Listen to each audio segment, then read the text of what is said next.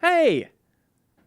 Video producer Leo Vader here with Game Informer. One aspect of Outriders we haven't shown too much of is the boss fights, and for no good reason, because they're cool. The boss encounters don't totally redefine the way we think about shooting a guy with a lot of health, but I think they did make a few really smart design decisions that other games in similar genres could learn from.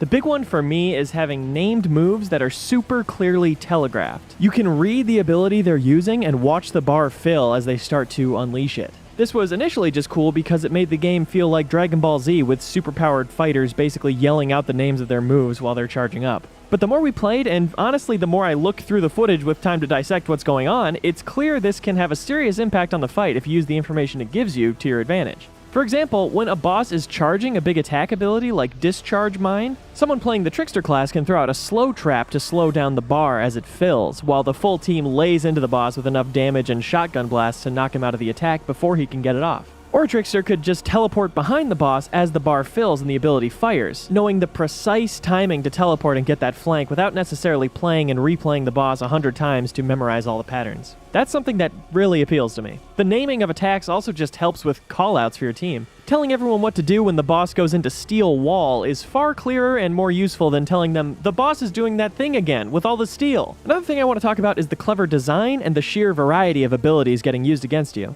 One that gave us a lot of trouble was the Wandering Flame in the Reiner boss fight. It's essentially an indestructible pillar of fire the boss calls that chases you around the arena. If the pillar catches up with you and sets you on fire, it's pretty much over, so you need to be constantly aware of its position and know when to disengage and find a new spot to shoot from. The problem is, if you're forced to move out at the wrong time or closer to the dudes killing you, that can be just as bad as just getting hit by the Wandering Flame. So that fight really encourages teams to have a long-range player calling out where the fire is headed, or at least a dedicated fire spotter. I can't overstate how much of a threat this thing is. It completely changed how we played the fight. The last thing I think makes the boss fights interesting is the way you regenerate health in this game. The three classes shown so far all get health back in different ways. The two classes we were playing in our demo were Trickster, who gets health from killing enemies at close range, and the Pyromancer, who gets health from marking enemies that go on to be killed by anyone. Basically, they both require enemies to be killed to get the most health back. So while in most games the best tactic is to take out all the smaller enemies first before focusing on the boss, when we did that, we kept ending up in a long fight with just the boss left with no way to get health back, so he'd eventually burn us down and outlast us. It became clear that it was smarter to keep some enemies alive to farm health from when we needed it, so we could last as long as we needed to get all of the boss's health down.